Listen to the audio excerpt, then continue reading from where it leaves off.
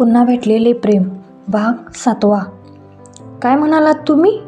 तिच्या डोळ्यात आता चमक दिसत होती व तिने थोडं आश्चर्यानेच त्याला विचारले. I love you, will you marry me? आता तो गुडघ्यावर बसून तिच्यासमोर रिंग पकडून बोलला. ती शॉक होऊन त्यालाच पाहू लागली.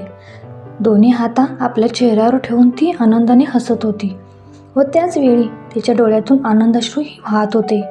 हो मन गौरी बाळा, आई व बाबांचा एका सुरात दारातूनच आवाज आला. तशी ती दाराकडे पाहत तर आई बाबा त्यांना कौतुकाने पाहत होते. तिच्या मनात होतेच आणि आता आई बाबाही तयार आहेत हे पाहून गौरी मानेनेच हो म्हणाली. सुरोजने तिचा हात आपल्या हातात घेतला व बोटात रिंग घातली. तसे आईबाबांनी टाळ्या वाजवल्या. आईबाबा किचनमध्ये आले. हे काय बरोबर नाही हां सुरजराव, म्हणजे तुम्ही आज काही न सांगता किचनमध्ये साखरपुडा उरकून टाकलात की? बाबा सूरजच्या खांद्यावर हात टाकून बोलले. आई ही गौरीच्या डोक्यावरून प्रेमाने हात फिरत होती. आईचे डोळेही पाणावले होते. स्थळ गोवा. बिनकामाचे आहात सगळे तुम्ही. एका मुलीला शोधता येत नाहीये तुम्हाला? विजय आपल्या माणसांवर आगवत बोलला होता.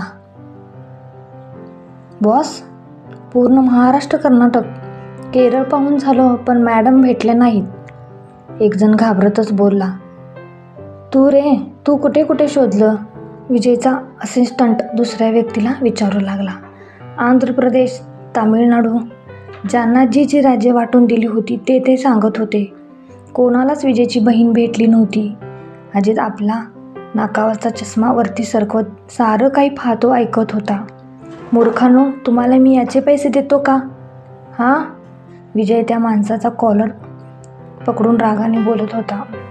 सॉरी बॉस, पण आता एकच ठिकाण राहिलं आहे. कोणतं? महाबळेश्वर. तिथे तर खूप थंडी असते ना? अजित गडबडीने पुढे येऊन बोलला. हो, पण पूर्ण भारतभर फिरलो तरी मॅडम सापडत नाहीत म्हटल्यावर. मग महाबळेश्वर कशावरून? हिमाचल प्रदेश, कुलू मनाली असे भरपूर ठिकाण आहेत जिथे तुम्ही पाहिले नाही. अजित पुन्हा मध्ये बोलला. होय, आम्ही बॉसना हेच सांगणार होतो. तसा विजय विचारात पडला. त्याला विचार करताना पाहून अजित मनातून थोडा घाबरला. बॉस, मॅडम कधीच थंडी असलेल्या ठिकाणी नाहीत जाणार. अजित कसंबसं स्वतःला सावरून बोलला. हो माहीत आहे मला, विजय रागानेच ओरडला. पण गेली कुठे ती? अख्ख्या भारतात शोधून झालं 1 वर्ष झालं माझी माणसं तिला शोधत आहेत. अगदी डोळ्यात तेल घालून तरी ती सापडत नाही. म्हणजे कुठे गेली कुठे ती? हां? विजय आता अजितच्या कॉलर पकडून बोलला. ते मला कसं माहीत? बॉस, अजित थोडं खोकतच बोलला. माहीत नाही ना? मग तोंड बंद ठेवायचं, समजलं? विजयने त्याचा कॉलर रागाने सोडला. तसा तो कोलमडला. सॉरी बॉस म्हणत तो पुन्हा उठून उभा राहिला. बॉस, मुंबई? एक जण जोरात जवळजवळ ओरडलाच. हो, मुंबई गर्दी असली तरी तिथे थंडी नाही आहे. ओके बॉस, 4 दिवसात तुम्हाला हवी असणारी व्यक्ती मिळून जाईल, ग्रुपचा लीडर बोलला. असंच झालं पाहिजे, नाहीतर तुमचं काही खरं नाही. Yes boss. सगळे तिथून निघून गेले. अजित स्वतःला सावरत तिथून बाहेर निघाला होता. मागून विजयचा कठोर आवाज त्याच्या कानावर पडला.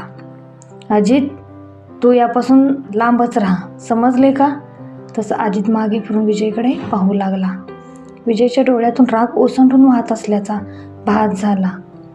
ओके बॉस, इतकंच बोलून अजित तिथून निघून गेला. स्थळ महाबळेश्वर. गौरी, उद्यापासून पुन्हा तुझी शाळा आणि माझी ड्युटी सुरू होईल. गौरी सूरजच्या खांद्यावर डोकं ठेवून त्याच्या हाताला विळखा घालून बसली होती. हो ना, माझा दिवस कसा जाईल उद्यापासून? सूरज हताशपणे बोलला.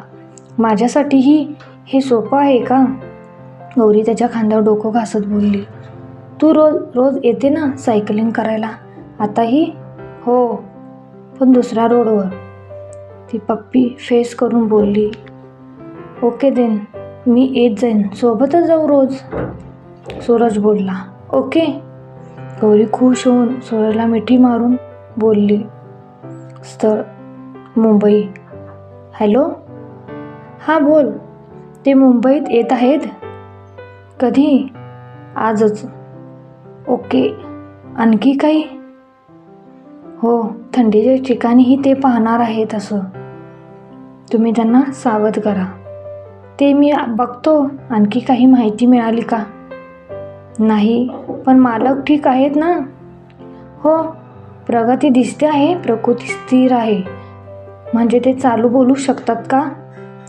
अजून तरी नाही, अजून महिनाभर जाईल असे म्हणाले डॉक्टर. आता थोडी बोटांची हालचाल दिसली होती. बरं, काळजी घ्या. पुन्हा करतो मी कॉल. बर. स्थळ महाबळेश्वर. गौरी व सूरज आता रोज सकाळी एकत्र सायकलिंग करायला जाऊ लागले. स्कूलमध्येही गौरी नेहमी कॉलवर असायची. रोज चॅटिंग कॉलिंग सुरू होतं. नेहमी शांत दिसणारी गौरी आता नेहमी हसताना दिसत होती. स्टाफमध्ये सगळेच तिला याबद्दल विचारू लागले होते, पण ती काही नाही असे म्हणून विषय टाळत होती. सूरजचेही हाल असेच होते. अभि समजून गेला होता की त्याची सुट्टी सत्कारणी लागली. तोही त्याला चिडवू लागला. रूममध्ये असताना जर गौरीचा कॉल आला तर मुद्दाम अभि काहीतरी मागे बोलायचा, ज्यामुळे सूरजला काय बोलावे ते समजायचे नाही. सूरजचा मोबाईल वाजला की अभि कुठेही असला तेही तिथूनच ओरडायचा, गौरी वहिनी कॉलिंग. त्याच्या या चिडवण्याने सूरज व गौरी अजूनच जवळ येत होते, अजूनच एकमेकांच्या प्रेमात पडत होते. आई बाबाही त्या दोघांना असं खुश पाहून आनंदी होत होते. देशमुख सरांनीही गौरीमध्ये झालेला बदल दिसत होता.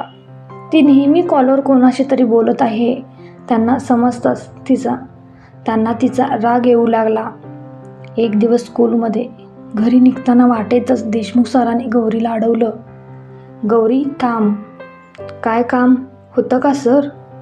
ती बोलली, हो, उद्या स्कूलमध्ये बोलू, मला लेट होतो आहे. असं म्हणून ती पुढे निघाली. तिचे असे आपल्याला दुर्लक्ष करणे त्यांना पटले नाही. त्यांना तिचा खूपच राग आला व रागातच त्यांनी तिचा हात पकडला.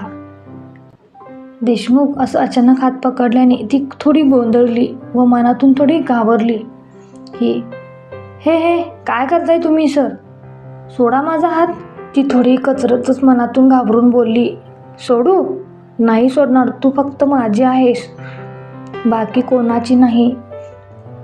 हात सोडा माझा. कोणाशी बोलतेस फोनवर रोज? तुला काय वाटतं मला समजत नाही? त्या बँकवाल्यावर जीव आला काय तुझा?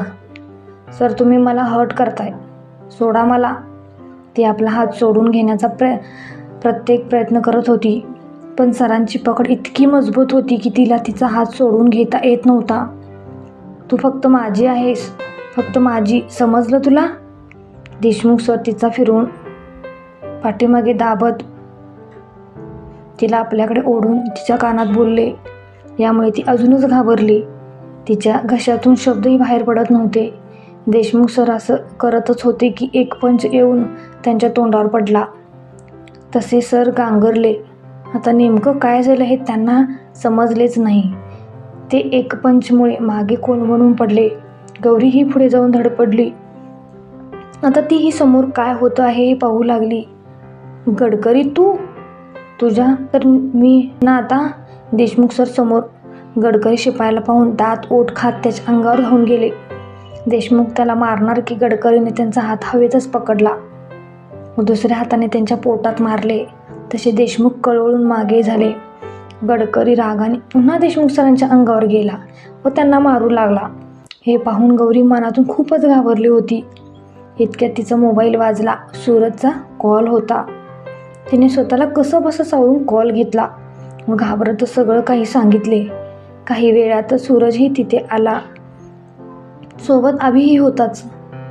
गडकरी अजूनही देशमुख सरांना मारतच होता. सूरजला येताना पाहून तो शांत झाला. गौरी सूरजला पाहून त्याच्याकडे पळत गेली. ती जाऊन त्याला बिलगली व रडू लागली. सूरज तिच्या पाठीवरून हात फिरवत तिला शांत करण्याचा प्रयत्न करत होता. अभि देशमुख सरांच्या समोर जाऊन उभा राहिला. अभि व सूरजला तिथे पाहून देशमुख मनातून बिथरला. काय करावे, काय बोलावे त्याला काहीच समजत नव्हते. काय झाले देशमुख सर? अभि देशमुख सरांची कॉलर पकडून बोलला, कोण तू? मला जाऊ दे. देशमुख सर उसनं अवसान आणून बोलले, हो जाऊ देणारच आहे तुम्हाला मी. त्याआधी थोडा प्रसाद हा मिळालाच पाहिजे नाही का? गडकरी अभि कुस्तीत हसत बोलला. सूरज बोल काय करू याचं?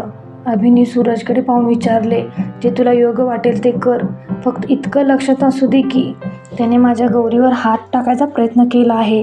सूरज कडक आवाजात बोलला. Okay boss. गडकरीही एकदम बोलून गेला. अभि मी गौरीला घेऊन जातो आहे, तू मला नंतर येऊन भेट. सूरज अभि व नंतर गडकरीवर नजर टाकून बोलला. सूरज गौरीला आपल्यासोबत घेऊन गेला. ते दोघे जाताच अभि व गडकरी दोघेही देशमुख सरांना बेदम मारले. इतकं की देशमुख सर तिथेच बेशुद्ध होऊन पडले होते.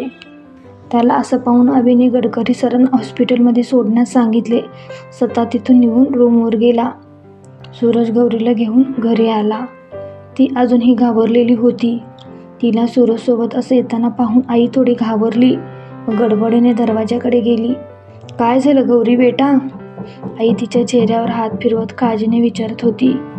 आई आधी बसू दे तिला, मग बोलू आपण. सूरज आईला म्हणाला. हो ये बसा दोघेही, मी पाणी घेऊन येते तुम्हाला. असं म्हणून आई किचनमध्ये निघून गेली. गौरी शांत हो, आता घाबरू नको, त्याला अभि बघून घेईल.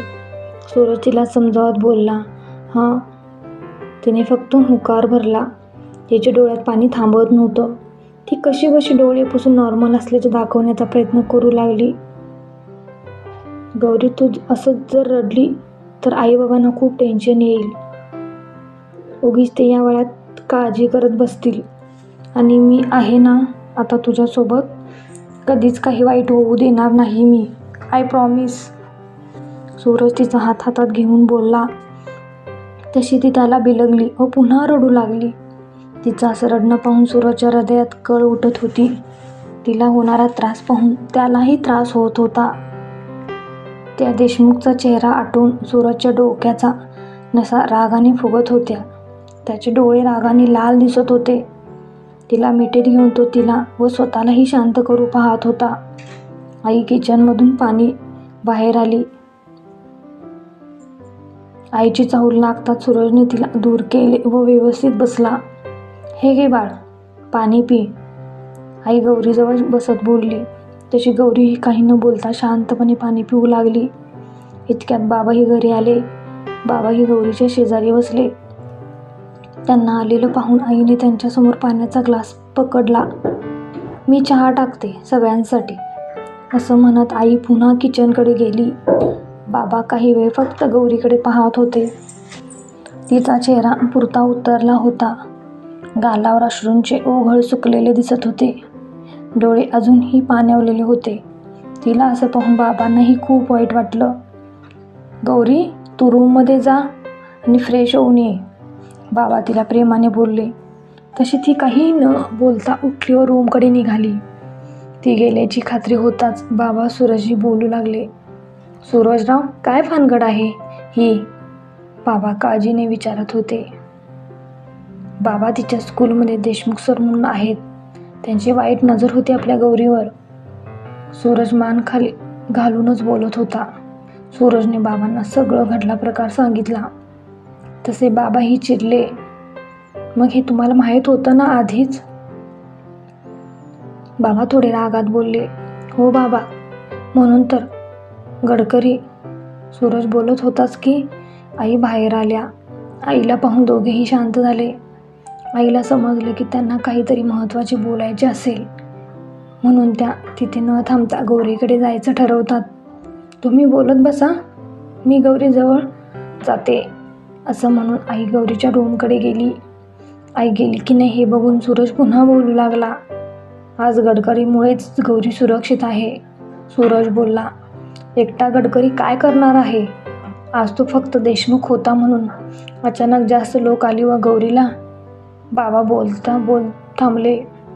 तसं काही होणार नाही बाबा, मी आहे ना आणि अभिही आहे इथे. सूरज त्यांना धीर देत बोलला.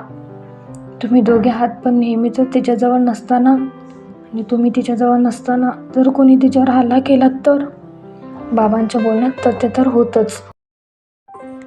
बाबा, मी सरांशी बोलून घेतो आजच या विषयांवर. सूरज ही परिस्थितीचे गांभीर्य ओळखून बोलला. तेच योग्य होईल. आम्ही तर किती दिवस असणार आहोत तुमच्या? बाबांचा कंठ दाटून आला होता. आई हॉलमध्ये आली होती, पण काही न बोलता फक्त ऐकत बसली. बाबा, असं का बोलत आहात तुम्ही?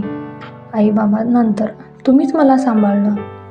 मला कधी आईबाबांची उणीव भासू दिली नाही ना. गौरीला कधी परको समजलं. मग आता अचानक असे का बोलत आहात? सूरजही दुःखी झाला होता. इतका वेळ शांत राहून ऐकणारी आईही आता बोलली, हे बघ बाळा, आम्ही राहिलो म्हातारी माणसं. किती दिवस तुम्हाला साथ देणार? आणि या पोरीची स्मृती कधी परत येईल हे देवालाच माहिती. आणि जेव्हा तिला सगळं आठवेल तेव्हा ती इथून निघून जाईल. आणि चुकून त्याआधीच तिला जेव्हा बाहेरून समजेल की आम्ही तिचे आजी आजोबा नाही तर तुझे आजी आजोबा आहोत, तेव्हा काय होईल? खूप रागराग करेल ती आणि आम्हाला ते सहन होणार नाही. आई भरल्या आवाजाने बोलली. हे बोलत असताना आईचा गळा भरून आला होता. पदराने डोळे पुसत आई बोलली, अगं आई, नको इतकं टेन्शन घेऊ. तिला जरी सत्य समजलं तरी ती नाही जाणार सोडून आपल्याला. सूरज आईला समजावत बोलला. नक्की ना? आई बोलली. हो नक्की, मी आहे ना, नको काळजी करू. असं म्हणत सूरजने आईला जवळ घेतले. इतक्यात गौरीही तिथे आली. तिला आलेलं पाहून पुन्हा सगळे नॉर्मल झाले. मी चहा घेऊन येते असं म्हणून आई किचनमध्ये गेली. गौरी येऊन बाबांच्या जवळ बसली. बाबांनी तिच्या केसातून प्रेमाने हात फिरवला. तशी ती बाबांच्या खांद्यावर डोकं ठेवून त्यांना बिलगली. बेटा गौरी, नको काळजी करू. जे झालं ते झालं. आता असं नाही होणार. काही त्या गोष्टींचा विचार करू नको. आता बाबा तिला समजवत बोलले. ती शांतपणे शून्यात नजर लावून बसली होती. सूरज तिला असं पाहून मनातून तीळ तुटत होता. आणि आता सूरजराव आहेत की तुझ्यासोबत? हो ना, बाबा हसत बोलले. तशी तिने स्मित केलं व पुन्हा शांत झाली. तिला झालेला त्रास पाहून सूरज मात्र जास्तच काळजीत पडला. कारण बाबा जे म्हणाले ते कुठेतरी खरंच तर होतं. आज एक देशमुख होता, पण तिचा शोध घेत गुंड आली तर तेव्हा काय? आम्हा तिघांपैकी कोणाला तरी एकाला नेहमी तिच्यासोबत राहणे भाग पडेल. आजच सरांना याची कल्पना द्यायला हवी असं मनाशी ठरवून तो बसला. इतक्यात आई सर्वांसाठी चहा घेऊन आली. सर्वांनी चहा घेतला. रात्री उशिरापर्यंत तिथेच राहून जेवून सूरज घरी निघून गेला. इतक्यात त्याला अभि गडकरी यांचे कितीतरी कॉल्स येऊन गेले होते. पण गौरीला असं पाहून त्यांचा घरातून पाय निघत नव्हता. मनावर दगड ठेवून तो तिचा निरोप घेऊन रूमकडे निघाला. रूमवर येताच त्यांनी पाहिलं की अभि खुर्चीत बसून अजूनही काही काम करत आहे. अरे, 10 वाजून गेले अभि, अजून झोपला नाही तू? सूरज शर्ट काढत बोलला. हो, झोपणारच होतो, पण तुझी वाट पाहत होतो. मग म्हटलं असंच बसण्यापेक्षा काम करत बसावं. अभि काम आवरत बोलला. जेवलास तू? सूरज बेडवर बसत बोलला. हो, जस्टच. तू जेवला ना? आणि गौरी कशी आहे? अभि खुर्ची सूरजकडे करत बोलला. ठीक आहे थोडी, पण मनावर परिणाम झाला आहे तिच्या चांगलाच. आधीच आळवी आहे ती आणि आता हे असं. सूरज उदासपणे बोलला. हो रे, अजून काय काय सहन करायचं आहे त्या मुलीने? अभिही उदासपणे बोलला. आता नाही हां, आता आपण आहोत ना तिच्यासोबत. आता तिला कोणताही प्रॉब्लेम नको आहे मला. सूरज काळजीने बोलला. हो रे, आपण आहोत. अभि सूरजच्या खांद्यावर हात ठेवून त्याला दिलासा देत बोलला. आई बाबा काय म्हणाले? अभि सूरजकडे पाहून बोलत होता. काही नाही, त्यांनाही टेन्शनच आले आहे. सूरज उशाशा टाकत बोलला. बरं ते सोड, त्या हरामखोर देशमुखचं काय केलं? सूरज मेन विषयावर बोलला. तुला काय वाटतं, काय केलं असेल? अभि कुस्तीस हसत बोलला. जिवंत आहे ना? सूरज डोळे बारीक करून विचार लागला. हो, ऑक्सिजन आहे साला. अभि रागाने बोलला. आणि गडकरी? त्यानेच नेले देशमुखला हॉस्पिटलमध्ये. बरं, लक्ष ठेवा म्हणून सांग. हो, सांगितलं आहे. सूरज, मला असं वाटतं की आपण अजून आपली काही माणसं बोलवली पाहिजेत. अभि काही विचार करत बोलला. का? काय झालं? सूरज त्याला पाहत बोलला. थोड्या वेळापूर्वी कॉल आलेला आपल्या माणसांचा. अभि गंभीरपणे सांगत होता. काय म्हणाला? सूरजला ही काळजी वाटली. तो विजय आपली माणसं सगळीकडे पाठवत आहे. त्याने ते आधीही केलंच आहे ना. हो, पण यावेळी इथेही पाठवणार आहे अशी बातमी मिळाली आहे. काय? हे खरं आहे? हो, माझ्या माणसाने आजपर्यंत खरी माहिती दिली आहे. होय. सूरज उशाशा सोडत विचारात घडला.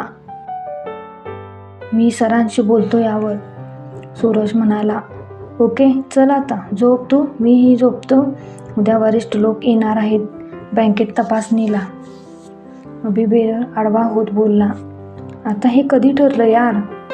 सूरज चकित होत थोडा वैतागून बोलला. थोड्या वेळापूर्वी कॉल आलेला. अभि हसत बोलला.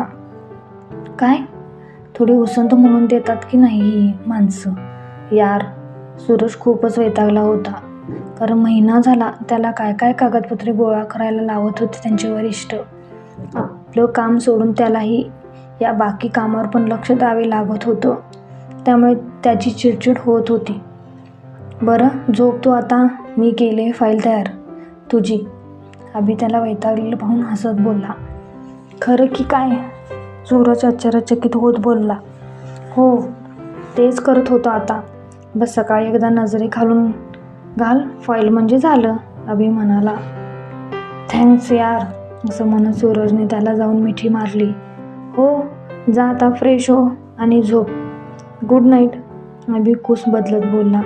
हो, आलोच, असं म्हणत सूरजही फ्रेश होण्यास निघून गेला.